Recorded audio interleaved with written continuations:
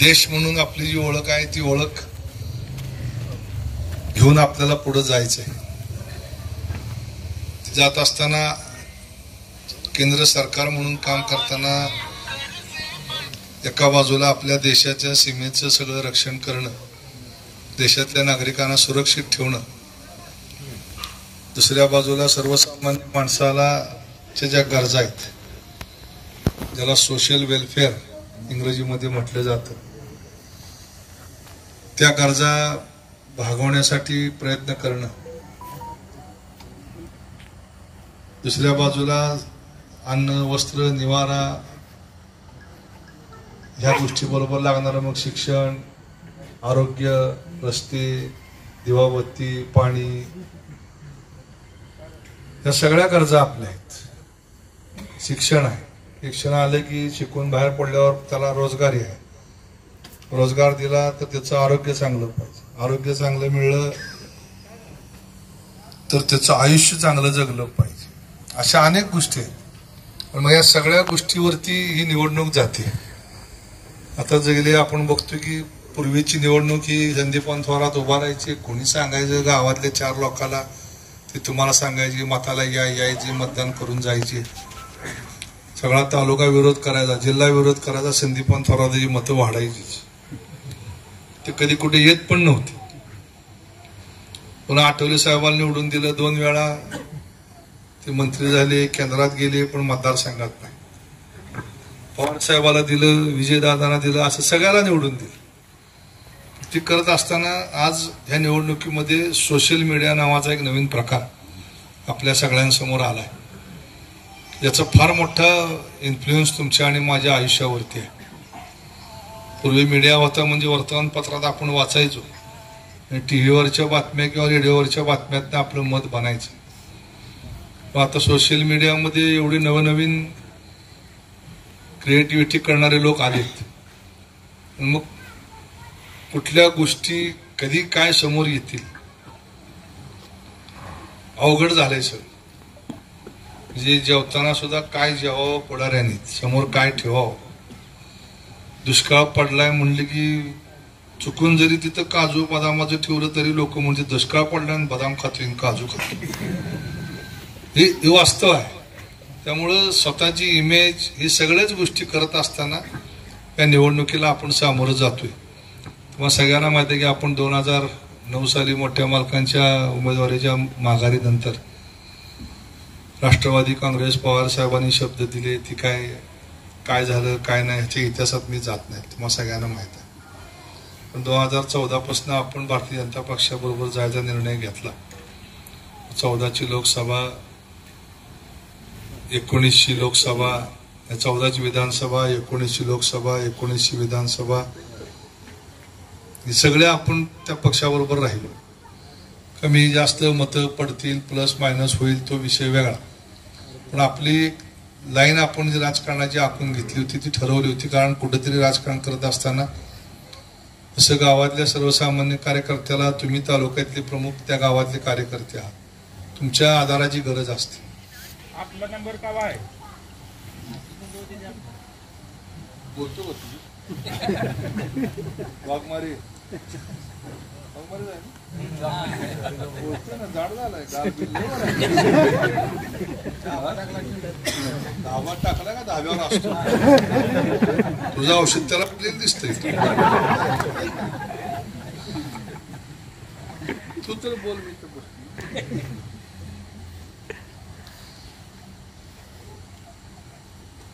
कुठं आपण आलतो?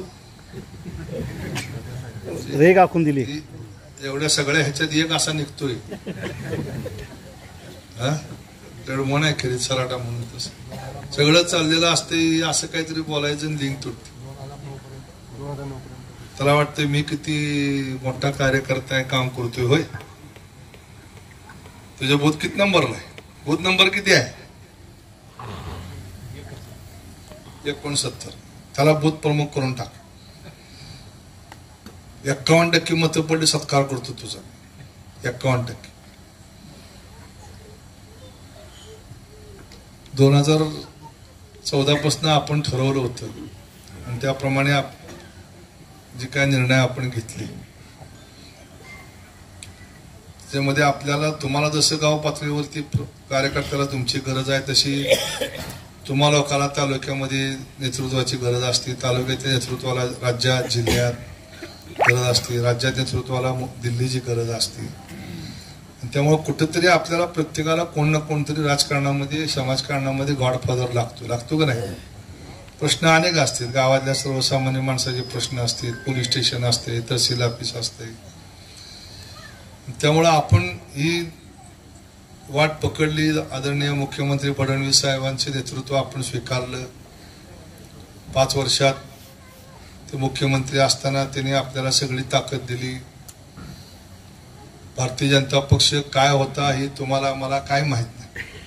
स्थापना झाली जनसंघाची 1950 साली काँग्रेसच्या विरोधात, जेव्हा काँग्रेसने भारताची फाळणीला मान्यता दिली आणि भारत आणि पाकिस्तान 2 देश झाले. त्या दिवशी जी मंडळी काँग्रेसमधनं विरोधात गेली त्याच्यामध्ये ही जनसंघाची मंडळी होती. जनसंघ स्थापन केला, पण त्यावेळची जी पिढी होती त्यांचं वया 70, 75, 80, 90, 95 असलं असतं. त्या पिढीवरती काँग्रेसचा मोठा प्रभाव होता. त्यामुळे त्यांना वाटायचं की सगळं देश झाला स्वतंत्र तो काँग्रेसमुळे झालाय, त्यामुळे काँग्रेस म्हणत ती खरं. आणि त्यावेळेस त्यांचा आवाज थोडा होता, लहान होता, पण ती भांडत होती. त्यांचं म्हणणं होतं की देश म्हणून उभं राहत असताना या देशाचा भूगोल नीट राहिला पाहिजे. भूगोल बिघडलाय देशाचा. चीननं आपला भाग तोडून नेलाय, पाकिस्तानचा भाग झालाय, बांगलादेशचा भाग झालाय. देशातले ज्या अस्मिता आहेत त्या अस्मिता नष्ट झाल्या आहेत. मग 370 कलम सारखं कलम जे या देशाला आपल्याला म्हणजे काश्मीर हा आपल्या देशाचा भाग आहे, पण भारतातल्या कुठल्याही नागरिकाला काश्मीरमध्ये जाऊन जमीन खरेदी करायचा अधिकार नाही, घर खरेदी करायचा अधिकार नाही. तिथं गेलं तर पाहुण्यासारखं 2 दिवस राहून त्याला माघारी यावं लागतं. आजची परिस्थिती खूप चांगली आहे. पूर्वी तर तिथं जायला पासपोर्ट लागायचं देशात आपल्या. म्हणजे पंढरपुरात तुम्हाला जायचं असेल तर पासपोर्ट दिला तर तुम्ही काय म्हणणार ही कसला देश. असं काश्मीरमध्ये पासपोर्ट लागायचा, परवानगी लागायची. तिथल्या काश्मीरच्या जर मुलीनं भारतातल्या मुलाबरोबर लग्न केलं तर तिला तिथल्या काश्मीरच्या संपत्तीतनं बेदखल करायचा कायदा होता. काश्मीरमधल्या मुलानं जर भारतातल्या मुलीबरोबर लग्न केलं तर त्या मुलीला त्या ठिकाणी सुनेचा दर्जा मिळत नव्हता, तिला नागरिकत्व मिळत नव्हतं. तिथल्या मुख्यमंत्र्याला प्रधानमंत्री म्हटलं जायचं. या देशात 2 प्रधानमंत्री असायचे, एक काश्मीरचा प्रधानमंत्री आणि एक भारताचा प्रधानमंत्री. आपला झेंडा कुठला आहे? तिरंगा. आपण कुठला फडकवतो? तिरंगा फडकवतो. काश्मीरमध्ये तिरंगा फडकवला जात नव्हता, त्यांचा झेंडा वेगळा होता. आणि लोकसभा ही आपल्या देशाची सर्वोच्च संस्था आहे. या संस्थेला कायदे करायचा अधिकार. या संस्थेतला जर कायदा आपण कुणी बघितला वाचला, त्या कायद्याच्या खाली एक टीप होती की हा देशाच्या सर्वोच्च लोकसभेनं मंजूर केलेला कायदा हा जम्मू काश्मीर लडाख ह्या भूभागाला लागू नाही. जर त्या काश्मीरच्या तिथल्या आमदारांना वाटलं, मुख्यमंत्र्याला वाटलं की हा कायदा लागू करायचा आहे, तर त्यांनी तो कायदा विधानसभेत मांडायचा. विधानसभेनं संमती दिल्यानंतर तो कायदा काश्मीरला लागू व्हायचा. देश भारतातलं एक राज्य आणि त्याला 370 कलम दिलेलं. त्या काश्मीरमध्ये गटारी काढायला, संडास स्वच्छ करायला ही जी मंडळी देशातनं गेली आपल्या 60-60, 70-70 वर्ष काश्मीरमध्ये होती, त्या मंडळीला आजच्या तारखेपर्यंत त्या काश्मीरचं नागरिकत्व नाही.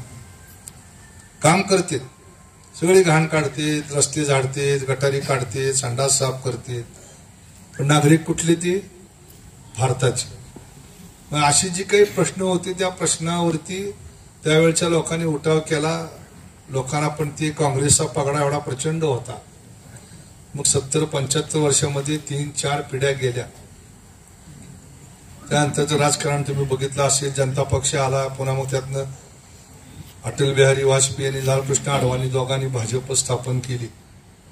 त्यावेळेस 2 खासदार आले त्यांचे निवडून आणि 440 खासदार राजीव गांधींचे आले. त्यावेळी चेष्टा करायचे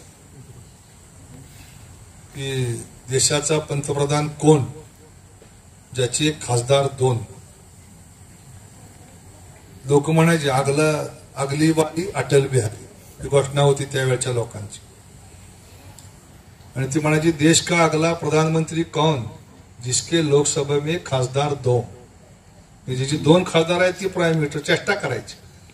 पण तिने आपला मार्ग काय सोडला नाही. ती चालत राहिले. माणसं येत राहिली, गोळा करत गेले, आपला विचार मांडत गेले, पटवत गेले. आणि त्यांच्या ह्याच्यामध्ये तत्वज्ञानामध्ये पहिलं तत्वज्ञान त्यांचं होतं की देश प्रथम. पहिल्यांदा देश, नंतर पक्ष, नंतर मी स्वतः व्यक्ती. आपल्याकडे उलट आहे. मला काय पहिलं आहे का, मला काय असेल तर मग संघटना, आणि संघटना असेल त्यातनं माझं सगळं चांगलं झालं तर मग देश. बरोबर आहे ना. तरुण पिढी म्हणून सांगतो की फरक आहे आपल्या पिढीमध्ये. मला काय पाहिजे म्हणून, मला खासदारकी मिळत नाही म्हणली की मी बंड करतो, मला आमदारकी मिळत नाही म्हणली की बंड करतो. आणि कार्यकर्त्याला वाटतंय आपल्याला काय. पण शेवटी जर प्रत्येकानं ठरवलं आपल्याला काय, तरी समाजच उभा राहणार नाही, देशच उभा राहणार नाही. 44 वर्ष त्या पक्षाला झाली, त्या पक्षामध्ये अजून फूट पडलेली नाही. एकमेव असा पक्ष आहे की तो सांगतोय मुख्यमंत्र्याला तुला तिकीट नाही, तू पक्षाचं प्रचाराचं काम कर.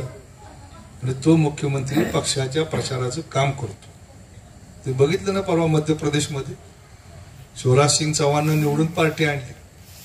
पण श्रेष्ठीने काय सांगितलं, तुम्ही आता 15 वर्ष तुम्हाला दिलीत, तुम्ही बाजूला थांबा, नवीन पोराला संधी द्या. सगळे मुख्यमंत्री बदलले ते, सगळे. आहे का ताकद कुठल्या पक्षात? हो की चूक करत नाहीत कोणी. म्हणजे ही शिस्त तिथे घातली आहे तिने. तुझं गरज आहे पक्षाला, ठीक आहे, तुला संधी एकदा मिळली, 2दा मिळली, नवीन लोकांना संधी दे. अशातनं ही उभारणी होत होत होत आज आजच्या परिस्थितीमध्ये आले. कोण होते मोदी? मोदी आमदार नव्हते, मोदी सरपंच नव्हते, खासदार नव्हते. गुजरातमध्ये दंगल झाल्यानंतर तिथनं सांगितलं मोदींना, ती मोदी होती हिमाचल प्रदेशमध्ये काम करत पक्षाचं. तिथनं बोलवून सांगितलं की पहिले आमदार मंत्री आहेत का मुख्यमंत्री आहेत, त्याच्याऐवजी तुम्हाला पुढं काम करायचं. त्याला आमदारकी कसली माहीत नव्हती. आमदार झाल्यानंतर डायरेक्ट मुख्यमंत्री झाले. 10-12 वर्षात गुजरात कुठं नेलं. जगातलं, देशातलं सगळ्यात शेवटचं राज्य होतं, जगात देशातलं 1 नंबरचं राज्य केलं. आमदार होते, पक्षानं सांगितले की तुम्हाला खासदारकी लढवायची आहे आणि तुम्ही देशाचे प्रधानमंत्री आमच्या पक्षाचे आहात पुढचे.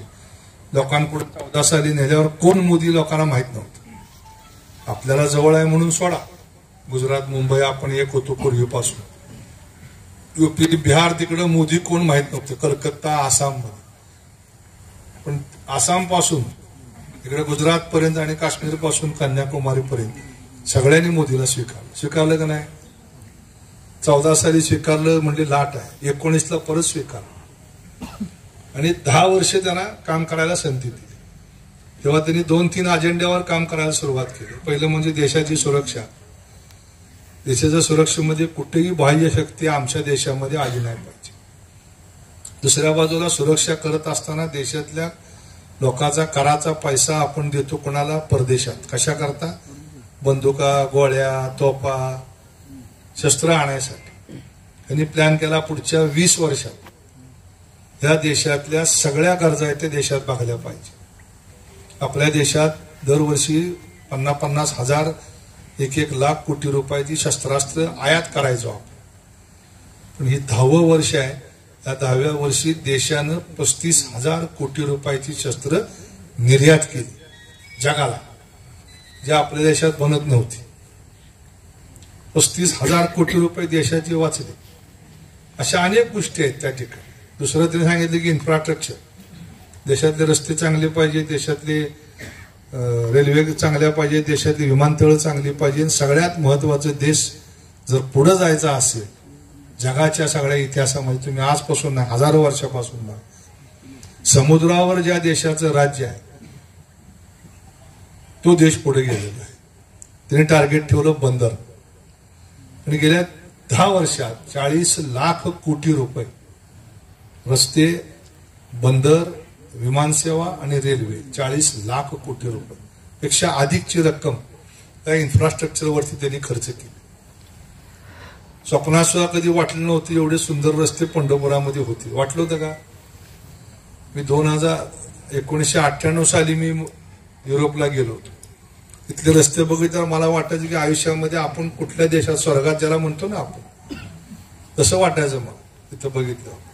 आज त्याला 30-35 वर्ष झाली. मी म्हणाला आपल्या आयुष्यात कधी व्हायचंय? शक्यच नाही. आपल्या आयुष्यात तर होणार नाही, बघायला मिळणार नाही. पण एक मोदी आल्यानंतर 10 वर्षात चित्र बदललं. एक भावाने रस्ता करायचा होता तर आम्हाला 25 वर्ष लागली. पण तुम्ही बघितलं की पैसे, सरकार तीच आहे, टॅक्स देणारी माणसं तीच आहे, पैसे आले कुठे? गडकरी साहेबाला आम्ही विचारलं की साहेब तुम्ही पैसे आणता कुठे? ते म्हणले मी काय जादू केलेली नाही म्हणले. उदाहरण त्यांनी दिलं मला रेशनचं. आम्ही सगळे आमदार मंडळी नागपूरला बसलो होतो. राष्ट्रवादीचे पण होते, अजितदादा, जयंत पाटील सगळे. ते म्हणले तुम्ही लोकांनी जी बोगसगिरी काय जी केलेली आहे ती फक्त भोका आम्ही बुजवत चाललो. त्यांनी सांगितलं की दरवर्षी 80,000 कोटी रुपयापेक्षा अधिकचा रेशनचा माल ह्या देशात जन्माला न आलेल्या लोकांच्या नावावरती वाटला जातो. 80,000 कोटी रुपये. आम्ही फक्त ती भोकं बुजवली. 80,000 कोटी रुपये देशाचे वाचले. आम्ही ती रस्त्याला लावली. छोटे छोटे छोटे उद्योग आहेत. आता इथं मी वागलं जीएसटीचं म्हणलं, कोणतरी मला जीएसटी लावला. मोदीने जीएसटी लावला नाही. जीएसटी मनमोहन सिंगाच्या काळातच आला, त्यांनीच आणला होता. पण त्यांचं धाडच झालं नाही त्याचं इम्प्लिमेंटेशन करायला. काय जीएसटी आहे? जीएसटी हा एक टॅक्स आहे जे पूर्वी 18 टॅक्स होते लोकांवरती. 18 प्रकारचे टॅक्स आपल्याकडनं घेतले जायचे.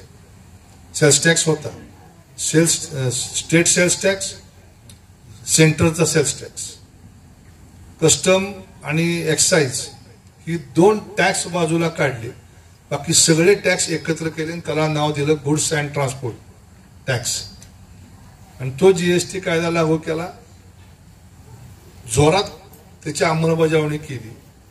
ज्या टॅक्समधनं 70,000 80,000 कोटी रुपये देशाला घेत होते, ह्या 31 मार्चला माझ्या माहितीप्रमाणे 1,75,000 कोटी रुपये एका महिन्याचा एवढा टॅक्स देशातनं गोळा केला. जे टॅक्स चुकवणारे उद्योगपती, व्यापारी सगळ्यावर वचक बसवला. तुमच्या इथनं जरी बेदाण्याची द्राक्षाची गाडी निघालीवर त्या गाडीचा नंबर कळवायचा आहे सरकारला. वर कुठली गाडी आहे, गाडी नंबर किती आहे, कुठं पोहोचणार आहे, किती वेळ लागेल, त्याचा पास निघतो. ती पास त्या ड्रायव्हरच्या मोबाईलवर येतो. रस्त्यात ती गाडी उभा करते, माल बघते, तुझा पास दाखव म्हणते. ती पास जर दिल्लीच्या ऑफिसकडनं, मुंबईच्या ऑफिसकडनं अप्रुव्हल झाला असेल तर पुढे प्रवास करायला मिळतो. पूर्वी कळतच नव्हतं. तुमच्या द्राक्षाचा बॉक्स जरी आला गुजरात मधनं, ते ड्रायव्हर हिता आणून गाडी पोच करायचा. कोण कोण आणते गुजरातचे बॉक्स आणायचे पूर्वी? आहेत का द्राक्षाचे बॉक्स आणणारे? कशी होते? ड्रायव्हर इथं यायचा, गाडी खाली करायचा, भाडं घ्यायचा आणि ती बिल्टी असते ना, ती बिल्टी फाडून गटरीत टाकून द्यायचं. सगळं 2 नंबर. हे सगळं बंद करत आणलं. आणि ही बंद करत करत सरकारचं उत्पन्न वाढवलं. आता ह्यात काही लोकांचा तोटा होतोय. आता ईडी तुमच्याकडे ईडी पडले का? ईडी धोंडवाडकर आहे का? ईडी एखादी ईडी तर आहे का तिकडे? काय आमची लोक बघतो बोलतात ईडीचा दाब देऊन तुम्ही मत. ईडी कोणावर पडली? त्याच्याकडे काय तर आहे त्याच्याकडे पडली ना. हा कायदा काँग्रेसनं केलेला आहे. ह्यांनी फक्त राबवायला सुरुवात केली. कोण कुठला का असा. आता हे बघा, शेवटी आपण राजकारण करतो. ही जर केलं नसतं तर तुम्ही मी महाराज झालो असतो, तुकाराम महाराज सारखं भजन केलं असतं. काहीच राजकारणात तुम्ही सगळे आता कोण सरपंच आहे, गाव आहे, जिल्हा परिषद, पंचायत सगळं चालवत आहे ना. सुनील, माणसं फोडाफोडी करताय का नाही करत? करतोय का नाही आपण? ते शहराजकारण चालतंय का? आपली तर फुटतेत किंवा आपली तर हो शोका कोण जाते? आपली जाते त्यांची येतात, पण आपली तर जाते का नाही? निवडून आले 2 गेली, 4 गेली, 5 गेली. सरपंच अर्ज वरतून पुन्हा बाहेर आल्यावर जाताना 11 होतीन का येताना 9. कसं हे काय आज नाही रामाणापासून विभीषण फोडला रावणापासून. पण ह्यांनी म्हणायचं पार्टी फोडली, पार्टी फोडल्या. पहिली पार्टी महाराष्ट्रात शरद पवार फोडली, पुलोत केलं 78 साली. सुशीलकुमार शिंदेने इथं भाषण केलं पंढरपुरात, पांडुरंगाची वीट फिरल म्हणले, पण सुशीलकुमार शिंदे पार्टी बदलणार नाही. आणि रात्रीतनं मुंबईला गेले आणि सकाळी फुटली शिंदे साहेब. हे वास्तव आहे, म्हणजे काय आज फुटलेलं नाही. मग फडणवीसांनी मोदींनी फोडल्यावर त्यांना उद्धव ठाकरेला तर ह्यांनी फोडत नव्हते. 165 निवडून आलते का नाही शिवनाथ भाजपचे, का नव्हते आले. जनतेनं कौल दिलता का नाही 165 लोकांना. सरकार कोणाचं बनायला पाहिजे होतं. फक्त फडणवीस मुख्यमंत्री होऊ द्यायचा नाही म्हणून उद्धव ठाकरे बोटं घातली. तुला मुख्यमंत्री करतो, आमची ही 50 घे, त्यांची 40 घे, 90, तुझी 60-150 करून चालवा आपण. त्यांनी राष्ट्रपती राजवट आणली. बुद्धिबळाचा खेळ आहे. तुम्ही प्याद केलं तर मी घोडा काढणार, तुम्ही घोडा काढला तर मी उंट काढणार. चालणार नाही. खेळ आहे राजकारण. त्यांनी केल्यावर पुन्हा राष्ट्रपती उठवाय करता अजित पवारला तिकडे पाठवलं. तुम्हाला खरंच सांगतो, मग तिथं 20 मंत्रीपद पण ठरली. शपथ घेतली अजित पवारची. पहाटे म्हणा, सकाळी म्हणा, ठरलं. शरद पवार समोर बसून ड्राफ्टिंग झालं आणि तिथे शपथ घेतल्यानंतर 4 तासात माणूस बदल. तुम्ही बी गावात काम करताना एखाद्या वेळेस तुमचाही अपमान होतो, तुम्हालाही कमीपणा येतो, तुम्ही विसरता का? वेळ आल्यावर याचा सगट परत करता ना, करतो का नाही करत? ह्यांनी काय केलं, याचा सगट परत केलं. तुम्ही एक संधी घालवली, तुमच्या पार्ट्या सुद्धा राहू दिल्या नाहीत. पण ह्याला म्हणायचं ह्यांनी घरं फोडली, पार्टी फोडली. मुंड्याचं घर कोणी फोडलं? धनंजय मुंड्याला बोट घालून गोपीनाथ मुंडेवर सोडलं का नाही सोडलं? तेव्हा घर फुटलं नाही का? किती उदाहरण आहेत, शेकडो उदाहरण आहेत राजकारणामध्ये. त्यांनी वापर करून घेतला नाही. तालुक्याचे उदाहरण बघा की आपल्या औदुंबर अण्णा वापर करून घेतला. औदुंबर अण्णाची सदी संमती म्हणल्यावर यशवंत बोला घेतलं, ती जागते म्हणल्यावर मोठ्या मालकाचा वापर करून घेतला, वसंतराव काळ्याचा वापर करून घेतला, ती झाली की भालक्याचा वापर करून घेतला, पुन्हा भालके सोडून दिले की आता अभिजित पाटलाचा वापर करून. इथं तालुक्यात जर तुम्ही वापर करून घेताय, ती तर बाप माणसं आहेत सगळी. मग त्यांना काय प्रपंच नाही, काय नाही, काय नाही. मोदी साहेबाला प्रपंचच नाही. काय लेकरं बाळा करता इस्टेट करायची नाही, कुठं पक्षाकरता काय करायचं नाही. त्यामुळे ती कोणाचा विचार करत नाही. त्यांचं म्हणणं की ही चुकीचं झालंय, चुकीचं शिक्षा मिळली पाहिजे. मग आम्ही म्हणायचं पार्ट्या फोडल्या, आम्ही म्हणायचं ईडी लावली, आम्ही म्हणायचं सीबीआय लावली, इन्कम टॅक्स लावली. सर्वसामान्य माणसाला काय त्रास आहे का? ह्या कायदा कुणी केलाय काँग्रेसने. ह्यांनी काय केलं, फक्त काँग्रेसच्या काळात 100 केसेस व्हायच्या आणि ती कुठं दाबल्या जायच्या. त्यांनी रोज धडा केसेस सुरू केले. मोदींनी ह्या देशातल्या 2 लाख बोगस कंपन्या बंद केल्या. 2 लाख. या देशामध्ये एनजीओ म्हणून ट्रस्ट आले होते. ती ट्रस्टला सगळा परदेशातनं पैसा यायचा, ती बंद केली. म्हणजे या सगळ्या गोष्टीला त्यांनी भोकं बुजवायचं काम केलं, त्यातनं पैसा उभा केला. आपण सगळे शेतकरी आहोत. तुम्हाला माहित आहे की आपण ऊस बागायत शेतीमधले शेतकरी आहोत. पूर्वी कारखान्यामध्ये 1500 रुपये 1600 रुपये दर मिळायचा, बरोबर आहे? काय मिळाला? साखरेचा दर असायचा 2000 रुपये 2200 रुपये 2400 रुपये 2500 रुपये. त्यातनं आपली जी काही खर्च असेल ते खर्च वजा केला की खाली दर मिळायचा 1800 रुपये. पवारसाहेब कृषी मंत्री होते ना, तेव्हा दर किती होता? सरपंच 1400-1500 रुपये दर. त्यांना कोणाला 2500-3000 द्यायला नको म्हणलं होतं का? तेव्हा काय म्हणायचे, साखर महाग होती आहे, मग शेतकरी मिळाला तर चालत, पण साखर स्वस्त झाली पाहिजे. ही जेव्हा आम्ही मोदींपुढं, अमित शहांपुढं मांडलं, बसा बसा सगळे, उठू नका तुम्ही, बसा. तानाजी राहू दे, बस. मोदी अमित शहांपुढे जेव्हा सगळ्यांनी मांडला, की शेतकऱ्याला किमान 2500 रुपये दर मिळला पाहिजे. 2500 रुपये जर शेतकऱ्याला दर मिळाला असेल, साखरेची किंमत 3200-3300 झाली पाहिजे. बरोबर आहे ना का नाही? काय केलं मोदी सरकारने? एक फतवा काढला की कुठल्याही कारखान्यांनी साखर 3100 रुपयात विकायची नाही. कुठल्याही शेतकरी व्यापाऱ्यांनी साखर 3100 रुपयाच्या खाली घ्यायची नाही. त्याचा फायदा असा झाला की 3100 रुपये साखर दिली, शेतकऱ्याच्या पदार्थामध्ये 500 रुपये ते 700 रुपये ज्यादा पडायला. साखर तयार होते आपल्याकडे 320 लाख मेट्रिक टन.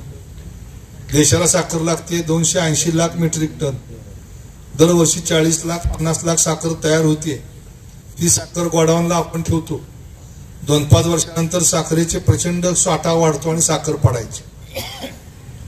आता अमित शहा आणि गडकरी साहेबांनी निर्णय घेतला काय की साखर कारखान्यामधली 20% रसाची साखर बनवायची नाही, इथेनॉल बनवायचं. जेवढी खायला साखर लागते त्याच्यापेक्षा 10,000 टन 10 लाख टन साखर कमी, 10,000 टन मेट्रिक टन साखर कमी बनवा. परिणाम काय होतो त्याचा की तुमचे दर वाढते. आज पांडुरंगचं उदाहरण घेतलं तर 2024-25 ला आपला कारखाना 10,000 टनानं चालणार. त्यातलं 2,000-2,2500 टनाचं आपण इथेनॉल बनवणार आहे आणि 7,500 टनाचं साखर बनवणार आहे. ही जर 2,500 साखर आली असती बाजारात, दर पडली असते. कोणी नको म्हणलं होतं का पवार साहेबांना निर्णय घ्यायला, काँग्रेस सरकारला निर्णय घ्यायला? मोदीने काही त्यात पुढे पैसे दिले नाही. फक्त एक नियम केला, 3100 साखर विकायची नाही, 20% इथेनॉल करायचं. तुमच्या माझ्या ऊस उत्पादकाच्या पदरामध्ये 700-800-1000 रुपये जास्त पडायला. 3100 रुपये साखरेचा दर आहे आज बाजारात, 3300-3400 रुपये साखरेचा कारखान्याचा दर आहे. 4,000 रुपये आज किरकोळ खाणाऱ्या माणसाला साखर घ्यावी लागते, 40 रुपये. बरोबर आहे? तिने म्हटले घेऊ दे 40 रुपयानं. म्हणजे ही सगळी परिस्थिती आहे. त्यामुळं ही सगळी कामं काय अशी एका दिवसात झालेली नाही. प्रचंड वेगानं प्रगती होते. हायवेची एवढी मोठी कामं झाली. विमानतळाचं उदाहरण तुम्हाला मी सांगतो. गेल्या 5 वर्षापूर्वी या देशातनं 8 ते 9 कोटी लोक विमानानं प्रवास करायचे. देशातली विमानतळं नव्हती. मोदी सरकारने निर्णय घेतला की देशात विमानतळ उभा करायचे. ह्या वर्षीचा रिपोर्ट आहे 31 तारखेचा. आपल्या देशामधनं 45 कोटी लोकांनी विमानाचा प्रवास केला. माहिती किती? 45 कोटी. 4 पट लोकांकडे विमानात जाताना पैसे तर लागणार आहेत. 45 कोटी लोक कुठे चोऱ्या करायला तरी गेली नाहीत. त्यांचं उत्पन्न वाढल्याशिवाय ती विमानानं गेले का? देश तोच आहे. पण 10 वर्षात 45 कोटी लोक विमान प्रवासाने गेली. आणि विमानाच्या प्रवासात तुम्हाला आश्चर्य वाटेल, विमान जर आमचं वर असायचं, गेलो आम्ही कधी, तर 15-15 मिनिटं 20-20 मिनिटं गिरट्या घालायचं आणि उतरायला खाली जागा नसायची. त्यांनी कालचं सर्वे दिलंय की गेल्या 5 वर्षामध्ये एखादी जर घटना सोडली तर विमानाला वर हवेत थांबावं लागलं नाही. ह्याच्या मागचं अर्थकारण आहे की विमानाला काही नफा लय लाखात नसतोय. तुम्हाला आश्चर्य वाटेल, नफा किती असतो विमानाला माहित आहे? कोणाला माहित आहे का नफा किती असतो? तू बसलाय का नाही? सरपंच बसलाय का नाही? हनुमान आहे बसला, तू बसलाय का नाही? हनुमान आहे बसला, तू बसलाय. 1 किलोमीटरला 3 पैसे नफा असतो. 1 किलोमीटरला एका सीटला 3 पैसे. इतका नफा कमी आहे त्याच्यामध्ये. ती नफा सगळा असतो ती पेट्रोलच्या ह्याच्यावर असतो. तुमचे जर तुम्ही 10 मिनिटं वर हवेत उडला तर तुमचा नफा जिरला. विमान कंपन्याच भारतात येत नव्हत्या. 45 कोटी लोक गेली म्हणजे त्यांना जायला विमानं पाहिजेत. मी तेवढी विमानं भारतात आली. तुम्हाला आश्चर्य वाटेल, पुढच्या 5 का 7 वर्षामध्ये आपल्या देशातल्या विमान कंपन्यांनी 5,000 विमानं बुक केलेली आहेत. किती? 5,000 विमानं. एका विमानाची किंमत आहे 100 कोटी, 125 कोटी, 150 कोटी. आता जेव्हा व्यापारी एखादा सौदा करतो त्यात फायदा असल्याशिवाय करतो का? विमान कंपनी सगळे व्यापारी आहेत. त्यांना त्यात 2 पैसे मिळतात म्हणून ते धंदा टाकायला लागले. का आपल्यासारखं आहे? नाही परवडू द्या, आपण टोळी करायची आणि ट्रॅक्टर करायचं. काय घरं बुडली तर बुडणार का, पण ट्रॅक्टर करायचाच, टोळी करायची. बघा किती बुडली, 30 लाख. पुढच्या वर्षी करायची का नाही? करायची. असं नाही, असं कुठं असते काय? कारण तू ट्रॅक्टर घ्या म्हणून हनुमा सारखा तुला दाब देतो, मला माहित आहे. कारण आपल्याकडं मन राजकारणात एखाद्याला जिरवायचं असेल त्याला ट्रॅक्टर घेऊन द्या. तुझं घरच वर उठत नाही. 2-4 वर्षात त्या 30 लाख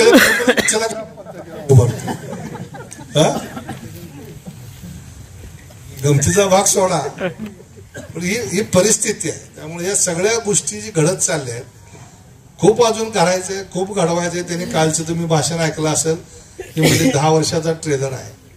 खूप काय करायचंय, अजून प्रश्न प्रचंड आहेत. बेरोजगारीचे प्रश्न आहेत, शिक्षणाचे प्रश्न आहेत, त्या आरक्षणाचे प्रश्न निर्माण कशातनं झाले, त्यातनंच झाले. ही कुठतरी तुझं तड लावण्याची गरज आहे आज एकदा केव्हा. जर समाजात दुपळी होईल, जाती जातीमध्ये भांडणं लागतील, म्हणजे याचा शेवट काय चांगला नाही असल्या वातावरणाचं. मग कुठंतरी एक खंबीर शासन पाहिजे. ती शासन खंबीर नुसतं एकटं मोदी असून चालणार नाही, त्याच्या पाठीमागे हात वर करायला माणसं खासदार पाहिजे. कारण 370 कलम रद्द करायची चर्चा आज झालेली नाही, 50 वर्षापासून आहे. पण तिथले खासदार दम द्यायचे, काश्मीरचे इकडचे. जर 370 रद्द केलं तर ह्या देशात रक्ताची पाठ वाहते. पण तुम्ही बघितलं असेल की 370 कलम रद्द केल्यावर एकही कुणी आले सुद्धा म्हणलं नाही. गाव म्हणलं कुठं, दंगली झाल्या का, काही झाल्या काय? सर्वसामान्य मुस्लिमाला सुद्धा ही परवडणार नाही. रोजच्या रोजीरोटीचा प्रश्न आहे त्याचा, त्यालाही शांतता पाहिजे, सगळ्याला शांतता पाहिजे. मग या पद्धतीनं आपल्याला पुढे जायचंय. म्हणून ही लोकसभेची निवडणूक आहे. तुमच्या पुढे मी का बोललो, तर सोशल मीडिया या अशा गोष्टीमधनं नको ते प्रचार या ठिकाणी होते. नेमकं जी विरोधातले तेवढ्याच घेते भारतराव तुम्ही, तेवढं इकडलं कापायचं मधलंच टाकायचं. खासदार साहेबाला धुतला, टोकाची भूमिका. चांगलं केल्याचं कोणी सांगतच नाही. शेतकऱ्याला 6,000 12,000 पेन्शन दिली, 70 वर्षात का दिलं नाही कोण विचारतंय? काही लोकांच्या तुम्हाला पेन्शन येते, मग मोदी खिशातच देते. पण आजपर्यंत खिशातलं कोणी का दिलं नाही तुम्हाला? दिलं का 70 वर्षात? सांगा मला. एसटी फुकट तुम्हाला महिलांना केली, दिली का 70 वर्षात? मुलींना शिक्षण फुकट केलंय सगळ्या, दिले का शिक्षण फुकट? आज तुम्हाला आश्चर्य वाटेल, 50,000 तरुण पोरांना अण्णासाहेब पाटील महामंडळ, पेजे महामंडळ, आई महामंडळ, या सगळ्या मंडळातनं 50,000 पेक्षा अधिक लोकांना कर्ज. 50 लाख महिलांना नवीन उद्योगामध्ये सरकारनं कर्ज दिले. जी 12 बलुतीधार आहेत, सोनार, न्हावी, कुंभार, लोहार, आपल्या गावाचा ज्याच्यावर गाडा चालायचा पूर्वी, 12 बलुते गावची सगळी शान होती. पण मधल्या काळात सगळे बाजूला गेले. त्या 12 बलुतेदारांसाठी विश्वकर्मा योजना आणली. त्याला ट्रेनिंग आहे, त्याला 5 लाखाचं 10 लाखाचं भांडवल आहे. एखाद्या न्हाव्या समाजातला आमचा तरुण असेल त्याला केश कर्तनाचं ट्रेनिंग देणार आहे, ब्युटी पार्लरचं ट्रेनिंग आहे, त्याला 3 महिने सरकार शिकवणार आहे. त्या 3 महिन्यात त्याला रोज 500 रुपये रोजगार आहे. त्यातनं आल्यावर त्याला 5 लाखाचं कर्ज आहे. दुकान टाक, धंदा कर. न्हावी असेल, कुंभार असेल, लोहार असेल, सुतार असेल, ही जी समाज छोटे छोटे घटक आहे, त्याच्याकडे कधी कोणी बघितलं नव्हतं. अशा सगळ्या योजनांच्या माध्यमातून सरकार काम करते आणि त्यांच्या वतीनं पक्षानं निंबाळकरांना या ठिकाणी उमेदवारी दिलेली आहे. त्यामुळे ते आज आपल्याला भेटी करता आले तर आपण कार्यकर्ते म्हणून मोजकीच लोक बोलायची काही सभा नाही आहे. माझी विनंती तुम्हाला आहे की उद्यापासून बॅकफूटवर येऊन काम करायचं नाही, फ्रंटफूटवर लढायचं. विजय आपला आहे, 1001% आपला. पण तुमच्या माहिती करता सांगतो, प्रत्येक तालुक्यामध्ये किमान 18,000 ते 22,000 लोकांना, तुम्हाला माहित पण नाहीत ती माणसं, अशा लोकांना मोदींच्या कुठल्या ना कुठल्या एखाद्या योजनेचा लाभ मिळालेला आहे. त्याची यादी आता आमच्या मोबाईलमध्ये आहे, सगळ्या गावातल्या, तुमच्या सुद्धा गावातल्या आहे. मी तुम्हाला देणार आहे प्रत्येकाला. तुम्ही तेवढ्या लोकांना जरी जाऊन भेटला, विचारलं तू काय करणार, ती म्हणणार मला मोदींनी योजना दिली, मी त्याला मत द्या.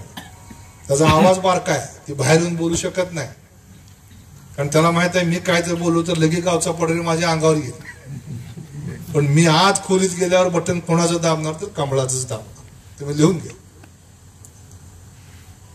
आणि अशी परिस्थिती सगळीकडे आहे महाराष्ट्रात, नाही देशात आहे. माणसं मिळत नाहीत उमेदवार. आणि राहुल गांधी प्राईम मिनिस्टर होणार आहेत. उभा केलेत माणसं किती, 150. निवडून यायला लागतात प्राईम मिनिस्टरला 280. ही वास्तव आहे यात. त्यामुळे आपण तरुण पिढीला माझी विनंती आहे की तुम्ही पुढे आलं पाहिजे, आक्रमकपणे आलं पाहिजे. पक्षापेक्षा सुद्धा आपल्याला एक वेगळ्या पद्धतीनं देश राहिला पाहिजे. देशाची निवडणूक आहे म्हणून मी ही बोलतोय. विधानसभेला मी वेगळं बोलणार आहे, तुम्हाला काळजी करू नका. तुमच्या मनातलं बोलतो काय असेल विधानसभेला. ही निवडणूक आहे देशाची. आणि आपण फडणवीस साहेबाला आपण सगळ्यांनी तुमच्या वतीनं आम्ही बोललेलो आहे की तुम्ही काळजी करू नका साहेब, उमेदवार कुणीही द्या. जो उमेदवार पक्ष ठरवल त्याच्या पाठीमागे मी उभं राहणार आहे. तुमच्या सगळ्यांच्या भरोश्यावर मी शब्द दिलाय. तुम्ही तुम्हाला सगळ्याला आहे का मान्य? एक नंबर हात वर करा, मग सगळ्यांना सांगू. आणि निवडणुकीमध्ये 2 नको, हात एकच करतो. डिगा तू एकच कर, 2 नको करू. 40 पाय वर करतो म्हणून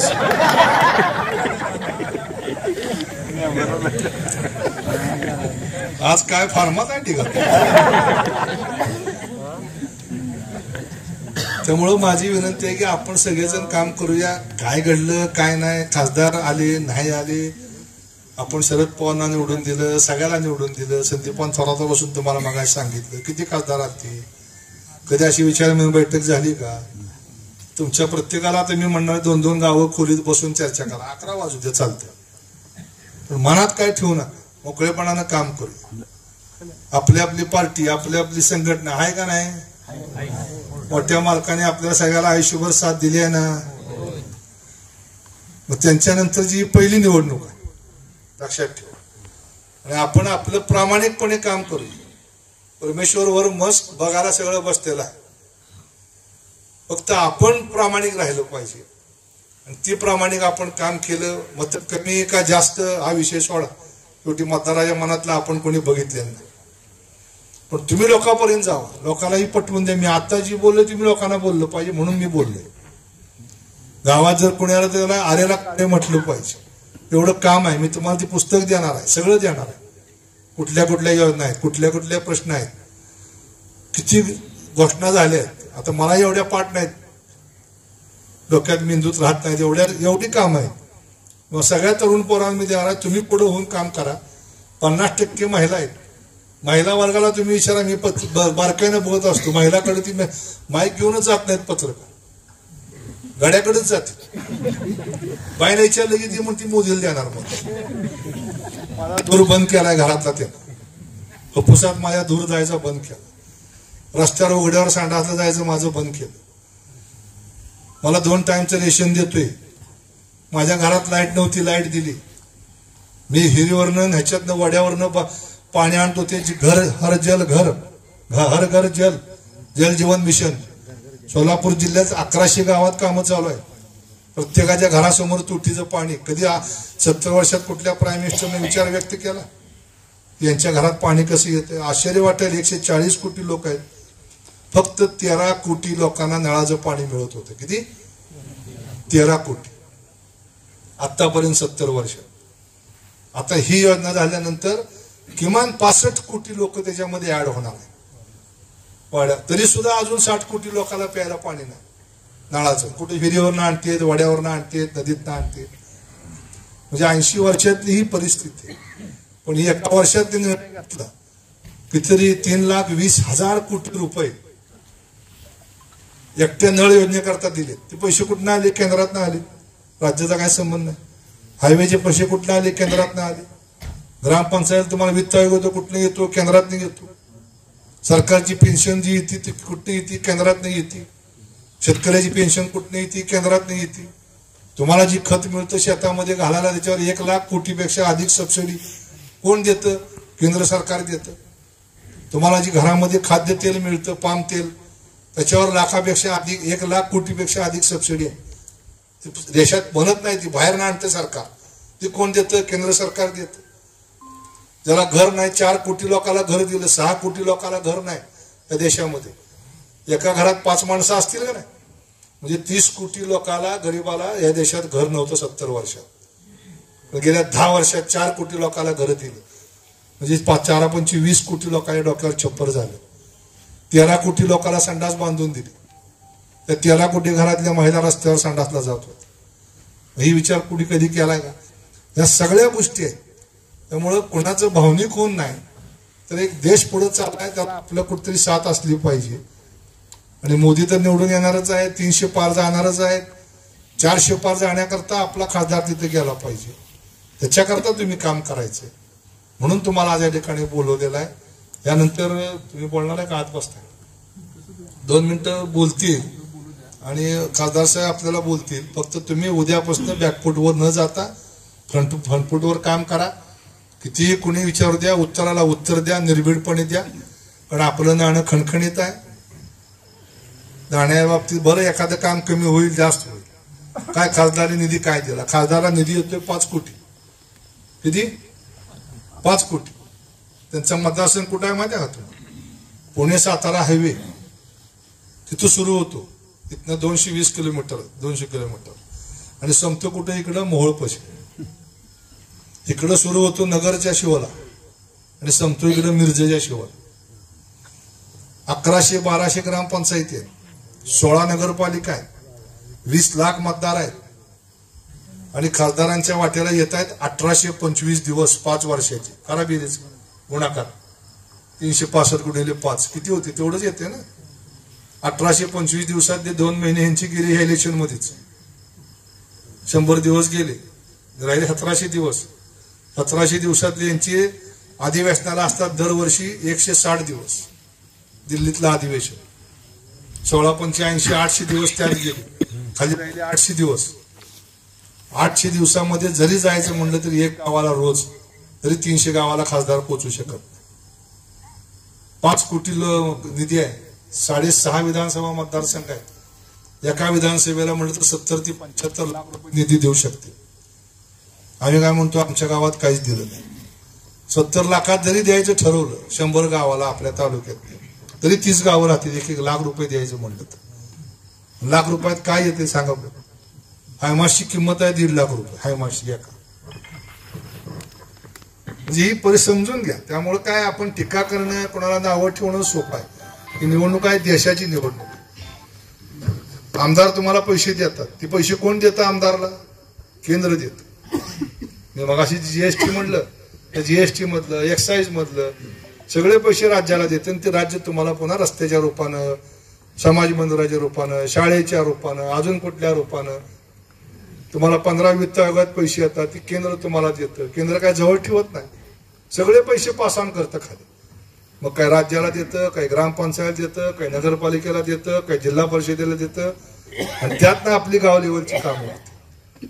पण आम्ही काय म्हणतो, खासदार झाला नाही, आमची गटरच झाला नाही, मुरुमच पडला नाही. म्हणजे ही वस्तुस्थिती आहे. तुम्ही कार्यकर्ता म्हणून बोलतो, मी मतदाराला ही बोलणार नाही. कारण मतदारापुढचं भाषण वेगळं असेल, कारण असं बोलून चालत नाही म्हणणार, मला आलाय सांगा. पण तुम्ही कार्यकर्ते आहे, तुमच्यातला कोण ना कोण तर आज मेंबर आहे, कोण सरपंच होणार आहे, जेडपीला उभारणार आहे, पंचायत समितीला जाणार आहे. आणि तुम्हाला गावातली ग्रामपंचायतीचे 11 मेंबर सांभाळायचे म्हणलं तर आपल्याला कसं होतंय सुनील? निवडणुकीत गेल्यावर तुम्ही कशाही निवडणूक ग्रामपंचायत गेल्यावर काय म्हणता, तुझं काम केलं, काय केलं? म्हणून टाकला, गटर काढली, रस्ता केला, हे सांगतो का नाही आपण? दुसरं काय सांगतो? मग ते पैसे कुठून आलेले असते? खासदारकडनं आलेले असतील ना ग्रामपंचायतीला. पण ते आपण विसरतोय. त्यामुळे माझी भूमिका आहे की तुम्ही ठोसपणे आणि 15 गावावर आमचं भिस्त आहे सगळे या. आत्ताच सांगतो, मला खात्री आहे की तुम्ही सगळे मतदान करून आपल्याला आघाडी देणार. आता लोकसभेचा विधानसभेला बघू, तुम्ही काळजी करू नका, मी निर्णय घ्यायला खंबीर आहे. आणि तुम्ही खासदारांनी उद्या जर काही देऊ ना देऊ, कमी पडलं तुम्ही आहे ना, तुम्ही का काळजी करा? आपला बाप वर खंबीर आहे एक मुंबईत बसलेला, काळजी करू नका तुम्ही, काय मागल तेवढं देतोय ते आम्हाला, नाहीच म्हणत नाही कधी. तेव्हा आपण संघटना म्हणून काम करूया, आपली पार्टी टाईट मध्ये ठेवूया.